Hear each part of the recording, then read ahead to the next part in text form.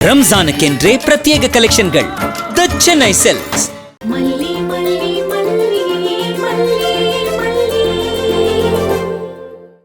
யோ, என்னையா ஆச்சு உனக்கு? நல்லதானே இருந்த, ஏன் இப்படி குதர்க்கமாவே பேசிக்கிட்டு இருக்க? நீ சும்மா. இங்க என்ன பிரச்சனை? ஏன் இப்படி காலையிலேயே சண்டை போடுறீங்க? நீயே கேளு மயிலு. இந்த வேலையெல்லாம் இத்தனை வருஷமா இவர்தான் பாத்துட்டு இருந்தாரா? நான் தானே பாத்துட்டு இருந்தேன். நேத்து ஒரு வார்த்தை சும்மா தானே இருந்த, மயிலுக்கு தோசை சுட்டு கொடுத்துக்கலாமேன்னு சொன்னேம்மா. அத சொன்னதை மனசுல வச்சுக்கிட்டு இது எல்லாத்தையுமே பண்ணிட்டு இருக்காரு. அண்ணன் பண்ணா பண்ணிட்டு போட்டுமே அண்ணி, அது உங்களுக்கு நல்லது தானே, அதையே நீங்க தடுக்கிறீங்க? ஐயோ மயிலு, உங்க அண்ணன் எனக்கு உதவி பண்றதுக்காக இதெல்லாம் பண்ணல, கஷ்டப்படுத்தணும்னே பண்றாரு. மயிலு, உங்க அண்ணியும் என் மேல மரியாதை வச்சு இந்த வேலையை செய்யாதீங்கன்னு சொல்லல. அவளுக்கு அப்பப்ப குத்தி காட்ட ஆளு வேணும். நான் சும்மா இருந்தா தானே குத்தி காட்ட முடியும், அதனாலதான் தடுக்கிறேன். இங்க பாரியா, இப்படி ஒவ்வொரு விஷயத்துக்கும் தப்பு கண்டுபிடிச்சிட்டே இருந்தா நம்மளால வாழவே முடியாது. உனக்கு வாழ்ற ஐடியாவே இல்லையே, அதான் எனக்கு நல்லா தெரியுமே. இப்ப நிறுத்த முடியலையா? இப்போ நீங்க ரெண்டு பேரும் இவ்வளவு தும்முறா பண்ணிட்டு இல்லையா? அண்ணே, ஏன் இப்படி இருக்க? ஒரு 2 வாரம் உங்க கூட சந்தோஷமா இருந்துட்டு போலான்னு பார்த்தா இவ்ளோ சண்டை போடுறீங்க. நீங்க இப்படி சண்டை போட்டா அப்புறம் நான் அக்கா வீட்டுக்கே போயிடுவேன். அண்ணே, ஹாலுக்கு போ. அண்ணி, நீங்க வேலையை பாருங்க. அண்ணே, போன்னு சொல்றல்ல, போன போ.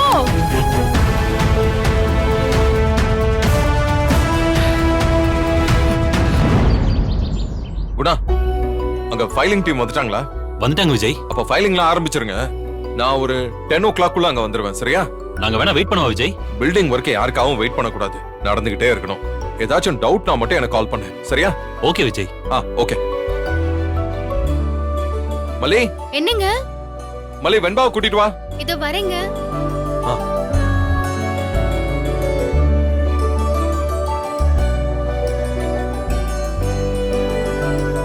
வெண்பா, செல்லம், கிளம்பலாமா? ஏங்க, வெண்பா இங்கே இருந்துடுறேங்கிறா. ஆமாடா, எனக்கு அங்க போகவே பிடிக்கல. கதிரேசன் தாத்தா, நிஷா சித்தி, ரேணுமா யாருமே எனக்கு பிடிக்கல. வெண்பா, இன்னும் 10 நாள் தான். கொஞ்சம் பல்ல கடிச்சிட்டு அங்க இருந்துக்க. அதுக்குள்ள டாடா எல்லா பிரச்சனையும் முடிச்சிருவேன். அதுக்கப்புறம் நீ, நான், மல்லியம்மா 3 பேர் மட்டும் இந்த வீட்ல இருப்போம். ப்ராமிஸ்? ப்ராமிஸா? அப்போ ஓகே டாடா. நீங்க அவகிட்ட பேசும்போது ஜாக்கிரதையா பேசுங்க. எனக்கு விஷயம் தெரிஞ்சிருச்சுன்னு உடனே அவ அவ்வளவு வெறியோட நடந்தா. உங்களுக்கு விஷயம் தெரிஞ்சிருச்சுன்னு தெரிஞ்சா அவ எந்த எல்லைக்கும் போவா. கவனமா இருங்க. சரி, நான் பாத்துக்கிறேன்.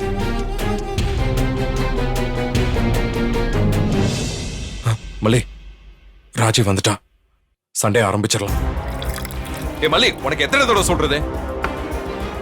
வெண்பா இங்க கூட்டிட்டு வரக்கூடாதுன்னு படிச்சு சொன்னல, அப்புறம் இது கூட்டு வந்த? நான் ஒன்னும் கூட்டிட்டு வரல. வெண்பா அந்த கதிரேசனோட வந்தா.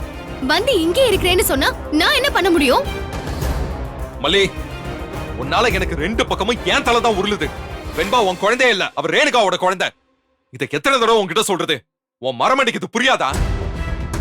டாடா, மல்லிமாவை திட்டாதீங்க டாடா. நான் தான் இங்க இருக்கிறேன்னு சொன்னேன். நீ சும்மா இரு வெண்பா. இத பாருங்க, நீங்க வெண்பாவை ரேணுகா வீட்ல விடுங்க, இல்ல எங்க வேணாலும் விடுங்க. ஆனா வெண்பா ஏன் குழந்தை இல்லன்னு மட்டும் சொல்லாதீங்க. குழந்தைய பெத்தா மட்டும் அந்த குழந்தை ஒருத்தருக்கு சொந்த ஆகாது. வெண்பாவை நான் 2 வருஷம் வளர்த்திருக்கேன். அவ மேல எனக்கும் உரிமை இருக்கு. இப்படியே மாறி மாறி 2 பேரும் சண்டை போட்டு ஏன் நிம்மதியை கெடுங்க.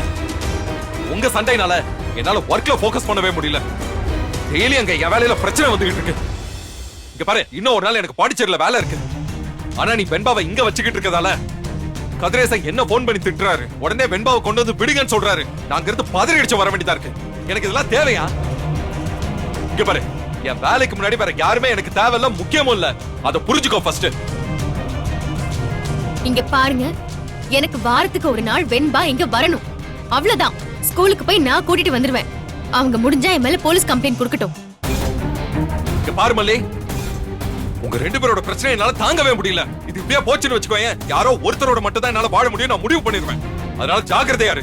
இங்க பாருங்க, அது உங்க இஷ்டம். அந்த ரேணுகாக்காக ஏன் உரிமையெல்லாம் நான் விட்டு கொடுக்க முடியாது. புருஷனோட நிம்மதியை பத்தி உனக்கு அக்கறை இல்ல, உரிமையை பத்தி பேச வந்துட்டா. ஓடி வெண்பா, வா போலாம். டாடா, மல்லிமா எதுக்கு திட்டுறீங்க? நான் தான் இங்க ஒரே ஒரு நாள் இருக்கேன்னு சொல்றேன்ல. இங்க பாரு வெண்பா, இனி உனக்கு அம்மா ரேணுகா மட்டும்தான், இந்த மல்லி கிடையாது. அவ்வளவுதான், நீ இதை புரிஞ்சுக்கணும். சும்மா மல்லிமா மல்லிமா இங்கே வந்துட்டு இருக்க கூடாது. வாடி வா. மல்லிமா வெண்பா. மல்லிமா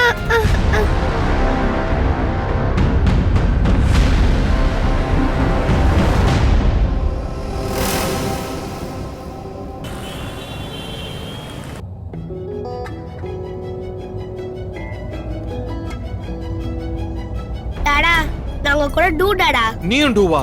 ஏன் வெண்பா? நீங்க மல்லிமாவை அப்படி திட்டிருக்க கூடாது டாடா. வெண்பா செல்லம், நான் என்ன வேணும்னேவா பண்றேன்? என் நேரம் இதெல்லாம் பண்ற மாதிரி இருக்கு. நான் தான் உங்க 2 பேர்கிட்ட பெர்மிஷன்லாம் வாங்கிட்டு தானே சண்டை போடுறேன். அப்ப என்ன தப்பா சொல்ற? பர்மிஷன் வாங்கினாலும் நீங்க பண்ணது தப்பு டாடா. பாவம் மல்லிமா எவ்வளவு ஃபீல் பண்ணாங்க தெரியுமா? மல்லியம்மா ஃபீலா பண்ணா? ஆமா, அது உனக்கு வரைக்கும் தெரிஞ்சிருச்சா? அதெல்லாம் நல்லாவே தெரிஞ்சிருச்சு. ஆமா, எனக்கு தோணுச்சு. இரு, மல்லிமாவை சமாதானப்படுத்துறேன்.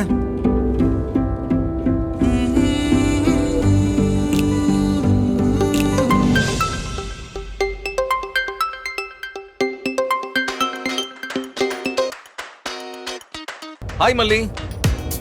பேசாதீங்க. சண்டை போடுறதுனா அப்படி சீரியஸாவா சண்டை போடுவீங்க? ஏய், நான் உங்ககிட்ட சொல்லிட்டு தானே சண்டை போட்டேன். சொல்லிட்டீங்கன்றதுக்காக என்ன வேணாலும் பேசுவீங்களா? நான் அப்படி ஒண்ணு தப்பா எதுவும் பேசலையே. வெண்பா ஏன் குழந்தை இல்லைன்னு சொல்றீங்க? அதுவா? மாட்டீங்களா? மல்லிமாக்கு பதில் சொல்லுங்க. அந்த மாதிரி கோவமா பேசினாதான் ராஜி நம்புவா மல்லி. அதனாலதான் அப்படி பேசினேன். இங்க பாருங்க, ராஜி நம்புறதுக்காக ரேணுகா நம்புறதுக்காக நீங்க சண்டை போட்டு நடிக்கிறீங்க, அத நான் ஒத்துக்கிறேன். ஆனா அதுக்காக விளையாட்டுக்கு கூட வெண்பா ஏன் குழந்தை இல்லைன்னு சொல்லாதீங்க. அது என்னால தாங்கிக்கவே முடியாது. நேத்து நீங்க அதை சொல்லும்போது எனக்கு ஒரு மாதிரி நெஞ்செல்லாம் வலிச்சிருச்சு. இன்னைக்கு என்னன்னா மறுபடியும் சொல்றீங்க? ஓஹோ, அதனாலதான் மேடம் கண்ணு லேசா கலங்கிருச்சா? லேசாலாம் இல்ல, நல்லாதான் கலங்குச்சு. என்னால அதுக்கப்புறம் நடிக்கவே முடியல தெரியுமா? ரொம்ப சிரமப்பட்டு தான் நடிச்சேன். ஆனா அதுலயும் ஒரு நன்மை இருந்துச்சு மல்லி. ராஜேஸ்வரி எல்லாம் அந்த கோலத்தோட உன்னை பார்த்தான்னு வையேன், நிஜமாவே இவங்க 2 பேரும் சண்டை போடுறாங்களோன்னு நினைப்பா. இல்லனா அவளெல்லாம் நம்ப வைக்கவே முடியாது மல்லி. அவ என்ன வேணாலும் நினைக்கட்டும். இனிமே அந்த வார்த்தையை சொல்லிட்டு இருக்காதீங்க. சரி சரி, ஓகே ஓகே, அப்படியே செய்றேன். நான் தப்பு பண்ணதுக்காக இன்னைக்கு ராத்திரி வந்து நம்ம ஸ்டைல்ல வந்து சாரி கேக்குறவங்க கிட்ட. ஓகே? எங்க வெண்பா இருக்கா? கார்ல என் பக்கத்துல தான் இருக்கா. நீங்க ஸ்பீக்கர்ல போட்டு பேசிட்டு இருக்கீங்களா? ஆமா. உங்கள மல்லிமா, நீங்க இப்படி எல்லாம் பேசினா எனக்கு ஜாலியா இருக்கும் மல்லிமா. சண்டை போட்டாதான் நான் ரொம்ப அப்செட் ஆயிடுவேன். பிள்ளைங்க முன்னாடி அப்பா அம்மா தாராளமா அன்பா இருக்கலாம். சண்டை போட்டாதான் வெக்கப்படணும். இது நம்ம பேரண்ட்ஸ்க்குலாம் தெரியவே மாட்டேங்குது மல்லிமா. ஏ மல்லி, வெண்பாவை பாரு என்னெல்லாம் பேசுறான்னு. எனக்கே சர்ப்ரைஸா இருக்கு மல்லி. அவ ஏன் பொண்ணு, அப்படிதான் பேசுவான். சரி, நான் போன் வைக்கிறேன். நீங்க கவனமா போயிட்டு அப்புறமா கால் பண்ணுங்க. சரி, அந்த சாரி கேக்குறதெல்லாம் ராத்திரி வந்து வச்சுக்கலாமா? ஐயோ, வைங்க போன.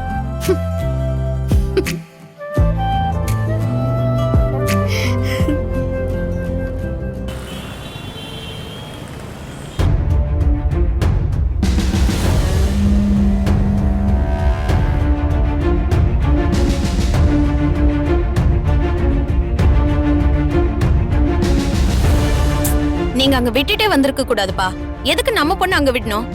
இப்ப பாருங்க, ஸ்கூலுக்கு டைம் ஆயிடுச்சு, அவளை இன்னும் காணோம். நிசா, ஒரு நாள் ராத்திரி அங்க இருக்கட்டும்னு சொன்னது மாப்பிள்ள. நான் எப்படிமா மறுக்க முடியும் சொல்லு? எனக்கு அப்பவே தெரியும், அந்த மல்லி ஏதாவது ஒண்ணு பண்ணி என் குழந்தைய அனுப்ப மாட்டா, அவளே வச்சுப்பா. அவதான் ஏதோ பிளான் பண்ணி அவளை அங்க வச்சிருக்கா. அப்படி எல்லாம் ஒண்ணு நடக்காதுமா, நீ தைரியமா இரு.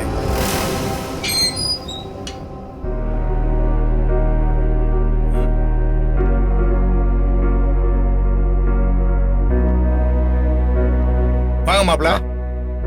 இன்னும் வெண்பா காணுமேனு பதட்டமா இருந்த மாப்பிள்ள. ஸ்கூலுக்கு தான் இன்னும் டைம் இருக்குங்களே. இருந்தாலும் என் பொண்ணு வரலன்னா பதட்டமா இருக்கும்ல விஜய். வெண்பா செல்லும், வாடா வா. சரி, உங்க பதட்டம்லாம் எனக்கு புரியுது. உட்காருங்க மாப்பிள்ள, ஏன் நின்னுட்டே இருக்கீங்க? உட்காருங்க.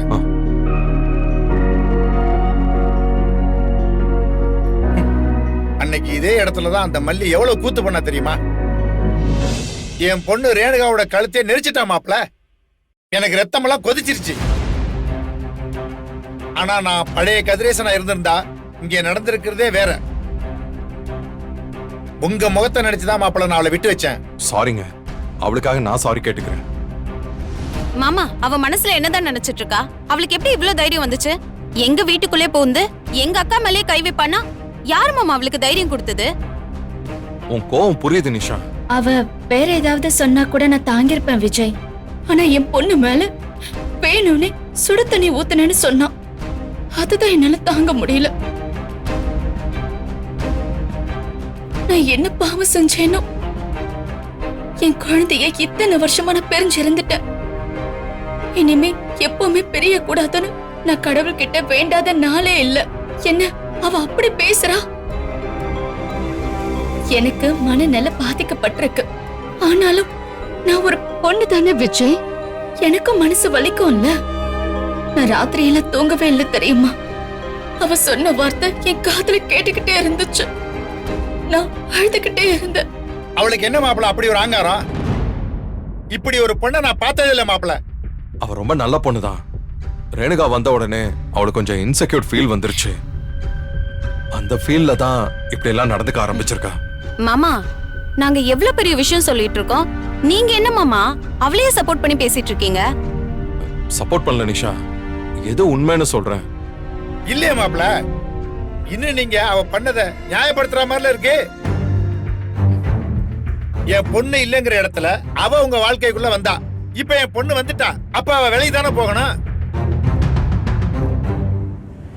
நாம கூட அக்கா தங்கச்சி மாதிரி ஒருத்தருக்கு ஒருத்தர் புரிஞ்சுக்கிட்டு இருக்கட்டும்னு நினைச்சோம். ஆனா அவ என் பொண்ணையே உங்க வாழ்க்கைய விட்டு துரத்தி விடணும்னு நினைக்கிறாளே. அதை எப்படி மாப்பிள்ளைகளால் சகிச்சுக்க முடியும்? என் பொண்ணு கழுத்துல தாலியை ஏற விடல. அவ அண்ணனை வச்சு மகளிர் அணியும் அது இதுன்னு ஏதேதோ கதையை சொல்லி கல்யாணத்தை நிறுத்திவிட்டா. இப்ப கூட பாருங்க, என் பொண்ணு என் வீட்டுல தான் இருக்கா. அவ ஒய்யாரமா உங்க வீட்டுல இருக்கால. எங்களை என்ன மாப்பிள்ள பண்ண சொல்றீங்க? இங்க பாருங்க, உங்க வருத்தம் எனக்கு புரியுது. நேத்து நடந்த பிரச்சனை இல்ல, நீங்க எவ்வளவு வேதனைப்பட்டிருப்பீங்கன்னு என்னால புரிஞ்சுக்க முடியுது. எனக்குமே இது ஒரு பெரிய தலைவலியா தான் இருக்கு. வேலையில போக்கஸே பண்ண முடியல. போன் மேல போன் வந்துகிட்டே இருக்கு. அதனால இந்த விஷயத்துல ஒரு முடிவுக்கு வந்துட்டேன். முடிவுக்கு வந்துட்டீங்களா? என்ன முடிவுக்கு? ரேணுகா இல்லாம எனக்கு வாழ்க்கை இல்ல. பள்ளி கழுத்துலயும் தாலி கட்டிட்டோம். அதனால அவளையும் அப்படியே கூட வச்சுக்கலான்னு தான் நினைச்சேன். ஆனா அவ சமீபமா நிறைய தப்பு பண்ண ஆரம்பிச்சிட்டா. ரேணுகாவை பத்தி அவ சொன்ன பல விஷயம் அவ கற்பனையில இருந்து சொன்னதுதான். எனக்கு அது நல்லாவே புரியுது. இன்னும் சொல்ல போனா அவ ஒரு எக்ஸென்ட்ரிக்கா மாறி வெண்பா கால்ல ரேணுகா தான் சுடு தண்ணிய ஊத்துனான்னு ரொம்ப தீர்மானமா சொல்றா. அவ இந்த அளவுக்கு போயிட்டா. மறுபடியும் பைத்தியம் பிடிச்ச மாதிரி பேசுறா. இப்படி குழந்தையும் அம்மாவையும் பிரிக்கிற அளவுக்கு அவ போவான்னு நான் நினைக்கவே இல்லை. இனிமே எந்த எல்லைக்கெல்லாம் போவான்னு நினைச்சு பார்க்கவே பயமா இருக்கு. அதனால நான் ஒரு முடிவு எடுத்திருக்கேன். என்ன முடிவு மாப்பிள்ள? மாமா, என்ன முடிவு?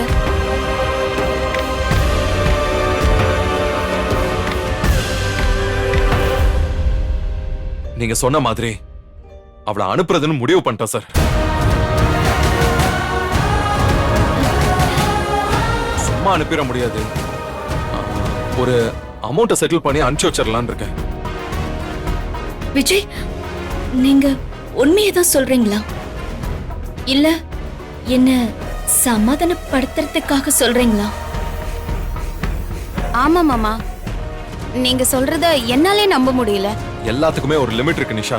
ஏதாவது ஒரு கட்டத்துல இது சரியாயிடும்னு தான் நான் எத்தனை நாளா தேர இழுக்கிற மாதிரி நான் இதை இழுத்துக்கிட்டே போயிட்டு இருந்தேன்.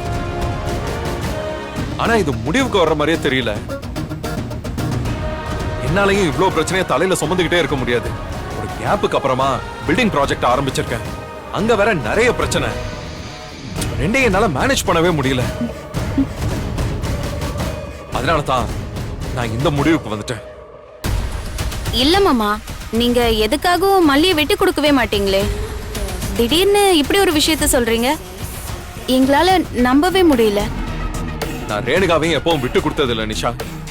அது உங்களுக்கு எல்லாம் புரியல. ரேணுகா கழுத்துல தாலி கட்டக்கூடாதுன்னு எத்தனையோ பேர் சொன்னாங்க. ஆனா நான் யார் பேச்சையாவது கேட்டேனா? அதான் நான் அவளுக்கு செய்யற மரியாதை, நான் அவளுக்கு கொடுக்கிற கௌரவம்னு நான் புரிஞ்சுக்கிட்டு இருந்தேன். நான் பண்ண ஒரே ஒரு தப்பு, மல்லிய கைவிட்ட கூடாதுன்னு நினைச்சதுதான். ஆனா இப்ப பிரச்சனை எல்லாம் மீறி போயிடுச்சு. வெண்பாவே எடுத்துக்கங்க, எவ்வளவு மன உளைச்சல்ல இருக்கா தெரியுமா அவ? என் வாழ்க்கையில நான் எடுத்த எல்லா முடிவுமே என் வெண்பாவுக்காக மட்டும் தான் எடுத்திருக்கேன். இந்த முடிவையும் நான் என் பொண்ணு வெண்பாக்காக தான் எடுத்தேன். இந்த முடிவுல இனி எந்த மாற்றமும் இல்ல நிஷா. விஜய்,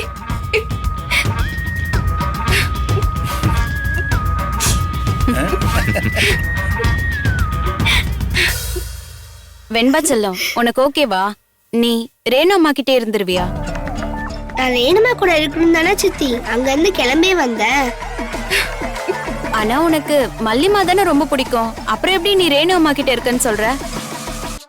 மல்லிமா நல்லா சமைச்சு கொடுப்பாங்க, அதனால மல்லிமாவை பிடிக்கும். இப்பதான் தாத்தா சமைக்கிறதுக்கு ஒரு ஆளை கூட்டிட்டு வரேன்னு சொல்லியிருக்காங்கல்ல, அப்புறம் என்ன, எனக்கு இனி ரேணுமாவே போதும். மாப்பிள, நீங்க எடுத்த முடிவு சரியான முடிவு தான் மாப்பிள.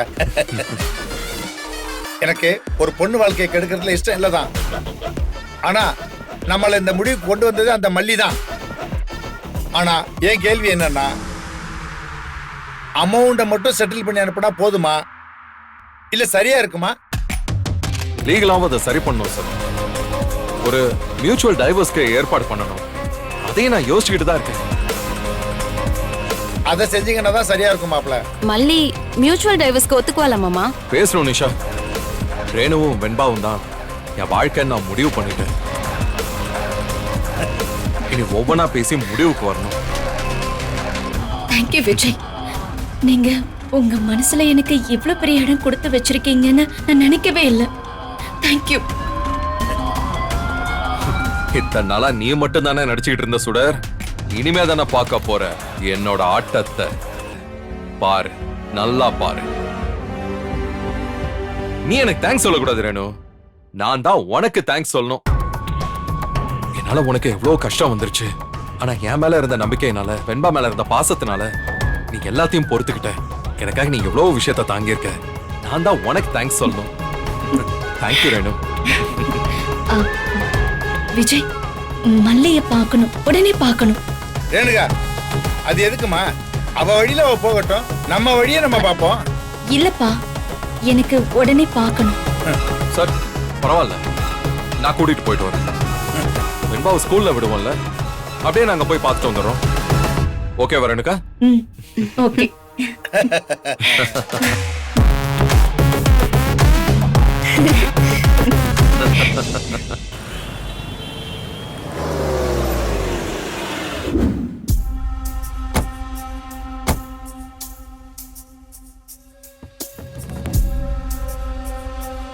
ரேணுகா, நிச்சயமா நீ மல்லிய பார்த்து பேசணுமா? அவசியமா? கண்டிப்பா அவசியங்க. அவ முன்னாடி மாதிரி இல்ல ரேணுகா, ரொம்ப தூக்கி எறிஞ்சு பேசுறா. நான் பாத்துக்கிறேன், வாங்க. ஒரு நிமிஷம், ஏய், வாங்க.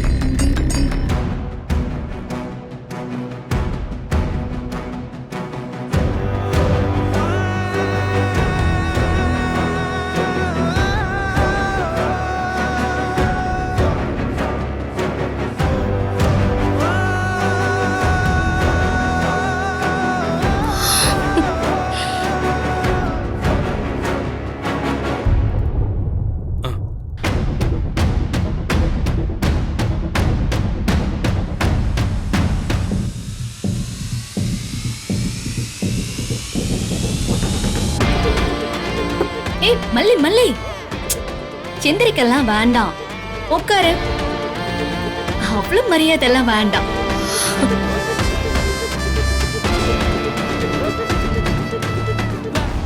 ஏய், உன்னை பார்த்து யார் எந்திரிச்சது? முதல்ல கையெடு. எடுன்னு சொல்றேன்ல.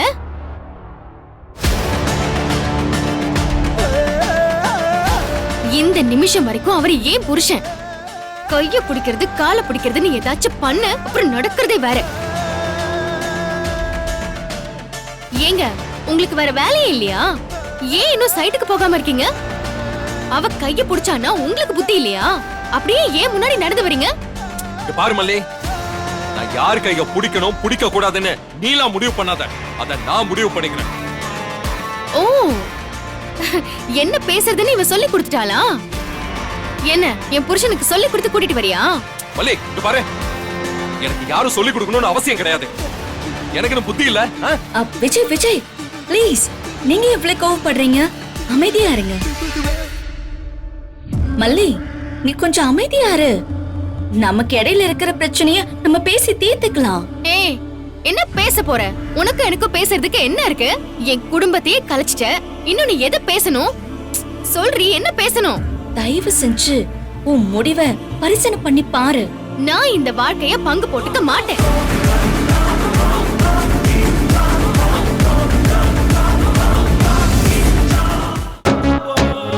அல்லாவின் அருட்கொடை ஒளியே, ரம்ஜான் பண்டிகை கொண்டாட்டமே, புத்தாடை பரிசு வாழ்த்துக்கள் சொல்வோம் ஈகை திருநாளிலே.